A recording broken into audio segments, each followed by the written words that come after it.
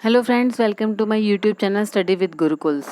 And आज हम पढ़ने जा रहे हैं part 3 of Freud psychoanalytic theory, जो कि होगा डेवलपमेंट ऑफ पर्सनालिटी के बारे में। फ्रेंड्स, अगर मेरी वीडियो आप फर्स्ट टाइम देख रहे हैं तो please go through my part 1 and part 2 of the same topic, ताकि आपको ये पार्ट बेटर तरीके से समझ में आए। So friends, development of personality Freud ने कैसे समझाया? उन्होंने समझाया through the psychosexual stages. Freud believed that personality कैसे डेवलप होती है? उन्होंने बताया it develop through a series of the childhood stages. और हर चाइल्डहुड स्टेजेस में एक एनर्जी होती है, जिसको कि उन्होंने नाम दिया pleasure seeking energy, pleasure seeking energy of id, जो कि हर स्टेज में फोकस बन जाती है। एंड उन्होंने टर्म उसका नाम दिया erogenous area. Now, erogenous zone, erogenous area is what? It is characterized as an area of the body that becomes particularly sensitive to the stimulation. इसका मतलब है कि हर एक स्टेज में, हर एक चाइल्डहुड स्टेज में एक ऐसा इरोजनस एरिया होगा, एक ऐसा इरोजनस जोन होगा जो कि प्लेजर सीकिंग होगा और वो बहुत पर्टिकुलर सेंसिटिव टू स्टिमुलेशन होगा।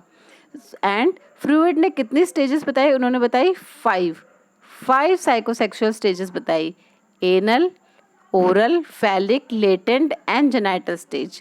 And the erogenous zone associated with each stage serves as a source of pleasure. और हर एक स्टेज में एक सोर्स ऑफ प्लेजर है, जिसको कि उन्होंने इरोजनस जोन का नाम दिया। या फिर आप इसको साइकोसेक्सुअल एनर्जी भी कह सकते हैं, लिबिडो भी कह सकते हैं, which is described as a driving force behind the behaviour. इसका मतलब हर एक स्टेज में एक पर्टिकुलर बिहेवियर होगा, particular driving source of pleasure होगा और ड्राइविंग फोर्स रहेगी। एंड उन्होंने बताया कि he believed that by the age of 5 personality develop हो जाती है। And the early experience of a child plays a very large role in personality development and which continue to influence the behaviour. इसका मतलब है बचपन में जो experience, जो अनुभव उन्हें होते हैं, वो पर्सनैलिटी डेवलपमेंट में बहुत कारगर होते हैं और वो उनकी व्यक्तित्व को, पर्सनैलिटी को बहुत प्रभावित भी करते हैं। So each stage of personality is marked by some conflicts that can build the personality growth या फिर स्टिफल द डेवलपमेंट। हर एक स्टेज में कुछ कॉन्फ्लिक्ट होते हैं, अगर वो प्रॉपरली रिजॉल्व हो जाते हैं तो पर्सनैलिटी बेटर तरीके से रिजॉल्व होती है, ग्रो होती है, नहीं तो स्टिफल हो जाती है, मतलब ढंग से ग्रो नहीं हो पाती है। सो डिपेंड्स कि वो कॉन्फ्लिक्ट कैसे रिजॉल्व होते हैं। अगर हर एक साइकोसेक्सुअल स्टेज जो है सक्सेसफुली कंप्लीट होती है तो एक हेल्दी पर्सनैलिटी बनती है। और अगर नहीं होती है तो क्या होता है फिक्सेशन। फिक्सेशन का मतलब क्या है? आप एक ही स्टेज पे स्टक हो जाना, आपके कॉन्फ्लिक्ट रिजॉल्व नहीं होते हैं। फॉर एग्जाम्पल, अगर आप ओरल स्टेज पे स्टक हो जाते हो तो your personality may be over dependent on others और you may seek for oral stimulation such as smoking, drinking and eating.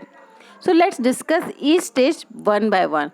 So the first stage is the stage 1, जिसको कि आप ओरल स्टेज कहते हैं, जो कि बर्थ टू 1 ईयर तक होती है। And the erogenous zone is the mouth, मतलब यहाँ पे प्लेजर एरिया क्या है? माउथ। इस टाइम पे जब आपको पता ही है, बच्चा जो जैसे ही पैदा होता है 1 ईयर तक उसका इरोजनस जोन क्या रहता है? माउथ। उसको किस चीज़ में प्लेजर मिलता है? In rooting and sucking. Rooting reflex क्या होता है? जैसे ही आप छोटे बच्चे के लिप्स के अराउंड आप फिंगर लगाते हो तो वो सडनली उसी तरफ अपना मुंह कर लेता है, उसको बोलते हैं rooting. As mouth is a vital for eating, तो infants drive pleasure from the oral stimulation through the gratifying activity such as tasting and sucking. आपने देखा होगा, जैसे ही कोई छोटा सा बच्चा होता है, आप अपनी फिंगर उसके मुंह में डालते हो, वो सक करने लग जाता है। तो क्यों? क्योंकि वो उससे अपनी ये जो अपनी माउथ इरोजनस एरिया वाला प्लेजर है वो ग्रेटिफाई कर रहा होता है, सेटिस्फाई करता है। सो इस स्टेज में क्या होता है? इस स्टेज में डेवलप होता है trust versus mistrust.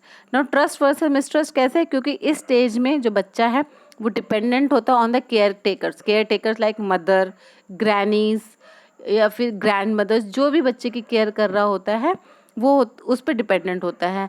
And they are responsible for the feeding of the child.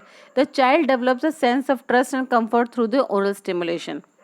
Mean जैसे मदर ब्रेस्ट फीड कराती है या बॉटल फीड कराती है या कुछ भी कराते है, उससे जो है उनका ओरल स्टिमुलेशन होता है और उनको सेटिस्फेक्शन होता है और उनका प्लेजर प्रिंसिपल कंप्लीट होता है ना। प्राइमरी कॉन्फ्लिक्ट कब होता है? जब प्राइमरी कॉन्फ्लिक्ट तब होता है जब वीनिंग प्रोसेस स्टार्ट होता है।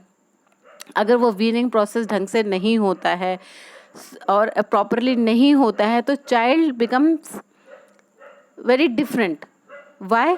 देखिए, अगर कुछ मदर्स और बच्चे को एकदम से डिटैच कर दिया जाए बिना कुछ बताए तो बच्चा जो है बड़ा साइकोलॉजिकली डिस्टर्ब हो जाता है। उसका ये जो प्रोसेस है ट्रस्ट बिल्डिंग का, वो हैम्पर हो जाता है और वो प्रॉपर नहीं होता है। इसीलिए वीनिंग प्रोसेस बहुत आराम से और स्लोली स्लोली होना चाहिए।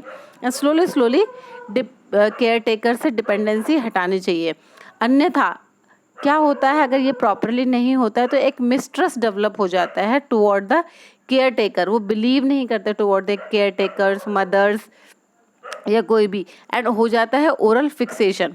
ओरल फिक्सेशन जो कि अडल्ट में जाके प्रॉब्लम्स क्रिएट करता है, like drinking, eating, smoking and nail biting.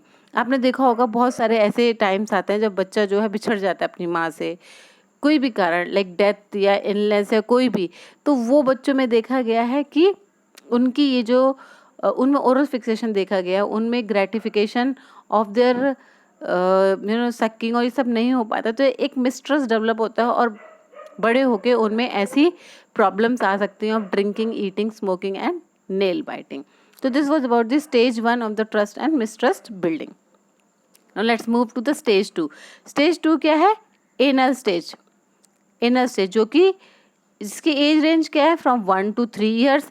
And इसका मेन इरोजनस एरिया क्या है? Bowel and bladder control. इसका मतलब इसमें जो प्राइमरी फोकस ऑफ लिबिडो है that is on controlling the bladder and bowel movements. इसमें द मेजर कॉन्फ्लिक्ट कब आता है? टॉयलेट ट्रेनिंग में, जहाँ पे बच्चे को लर्न करना होता है, उसकी बॉडीली नीड होती है कि he has to control bowel and bladder, and this development control leads to the sense of the accomplishment and the independence. अगर ये बच्चा अकॉम्प्लिश कर लेता है तो उसमें एक सेंस ऑफ अकॉम्प्लिशमेंट और इंडिपेंडेंस की भावना जागृत होती है, and which give leads to the autonomy versus shame and doubt concept.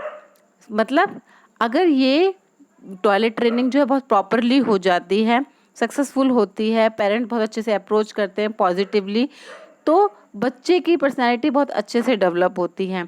अगर पॉजिटिव एक्सपीरियंसेस होते हैं तो बच्चा जो है बड़े होकर बहुत competent, productive and creative adult मिलता है।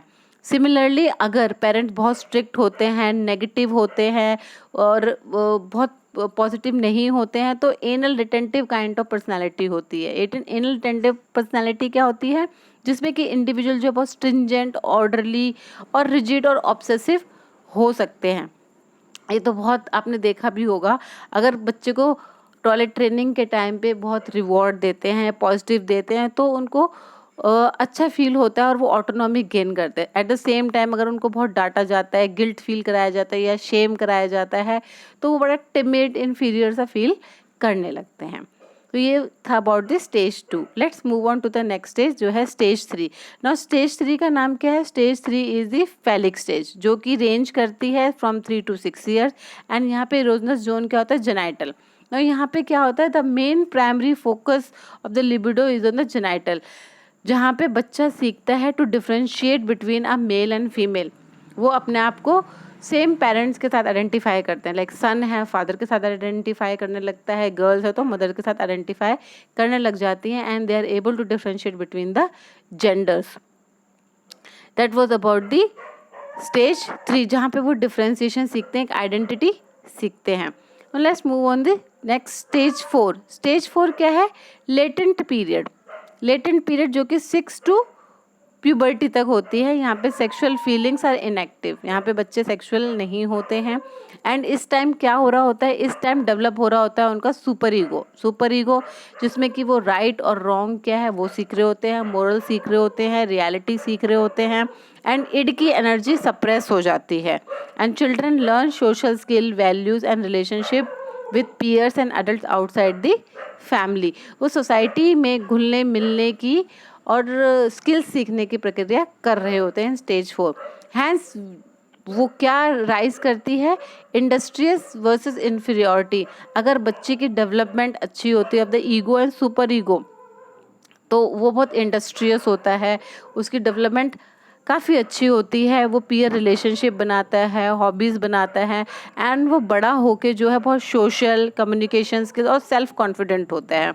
मगर अगर यहाँ पे बच्चे का ईगो और सुपर ईगो ढंग से डेवलप नहीं हो पाता है, तो वो फिक्सेट हो जाता है, स्टक हो जाता है दिस फेज में, which lead to the immaturity and inability to form the fulfilling relationship as an adult। मतलब अगर वो सोशल स्किल्स ढंग से डेवलप नहीं हो पाते ड्यूरिंग चाइल्डहुड, तो वो बड़े होके उसको भी दिक्कतें आती हैं इन मैरिटल लाइफ में, वाइफ या स्पाउस के साथ रिलेशनशिप बिल्डअप करने में, फ्रेंड्स के साथ बिल्डअप करने में, या सोसाइटी में साथ बिल्डअप करने में। जैसा आपने देखोगे कि बहुत सारे लोग बड़े लड़ाकू होते हैं, ज़्यादा घुलना मिलने की कोशिश नहीं करते हैं, अवॉइड करते हैं, जबकि कुछ लोग बहुत जो है मिलनसार करते हैं। तो फ्रॉइड का कहना था ये जो सारी पर्सनालिटी डेवलप होती है ये सारे चाइल्डहुड एक्सपीरियंस से, और जो लिबिडो है, जो सेक्सुअल एनर्जी है, उसकी सेटिस्फेक्शन कितनी हुई है, ग्रेटिफिकेशन कितनी हुई है, उस पर डिपेंड करता है। जिन लोगों की ये नहीं हो पाती है स्टेज में, तो बहुत इन्फीरियर फील करते हैं, जिसकी वजह से वो ज़्यादा घुल मिल नहीं पाते हैं और सोशल स्किल्स डेवलप नहीं हो पाते हैं। Let's move on to the last and the stage 5, जो कि है genital stage.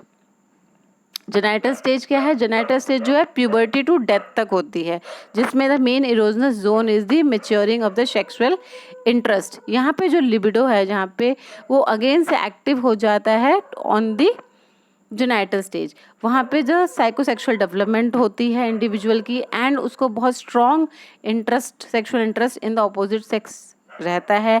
And this stage start from the puberty and till rest of the life. And इसी स्टेज में आता है marriage, reproduction and satisfaction of their sexual needs as well. इस stage में क्या होता है, अगर ये स्टेज अच्छे से कंप्लीट होती है तो एक आइडेंटिटी बनती है, और अगर नहीं होती है तो it's creates confusion. Because Freud का मानना था कि इसी स्टेज में एक जो इंडिविजुअल है वो लर्न करता है to balance the various areas of the life, कि कैसे अपने social skills, communication skills, professional life, personal life, ये सब उसको उस टाइम तक बैलेंस करना आना चाहिए। और अगर ये स्टेज ढंग से कंप्लीट होती है तो बच्चा जो बड़ा वार्म और केयरिंग होता है, उसको ईगो और super ego by the time fully form हो चुका होता है और फंक्शनिंग होता है। एंड इस दिस स्टेज में टीन्स को अपनी रियलिटी के बारे में पता होता है, उनको पता होता है कि कैसे अपनी नीड्स को सोशली और राइट तरीके से पूरी करनी होती हैं। तो by this time Freud believe कि वो पूरा एक सोसाइटी में जाने के लिए, घुलने मिलने के लिए रेडी हो जाता है, और अगर ये नहीं होता है तो इट्स क्रिएट्स द कन्फ्यूजन। तो एक क्विक रिकैप ले लेते हैं, मैंने आपको क्या समझाया। मैंने आपको oral, anal, phallic, latency and genital stage समझाया, जिसमें कि ओरल जो है 0 to 2 ईयर ओल्ड तक रह सकता है, एनल जो है 2 to 3 ईयर रह सकता है, फैलिक जो है 3 to 7, लेटेंसी जो है 7 to 11, जेनाइटल जो है 11 to 8, और इन सब के अलग अलग स्टेजेस में डिफरेंट इरोजन स्टेट होते हैं। तो friend, this was about the psychosexual stages. I hope आपको समझ में आई होगी। Thank you very much. And friends, अगर मेरी वीडियोस आपको पसंद आती हैं तो प्लीज़ शेयर एंड सब्सक्राइब करिए, मुझे मोटिवेट करिए और बताइए how can I help you more. Thank you.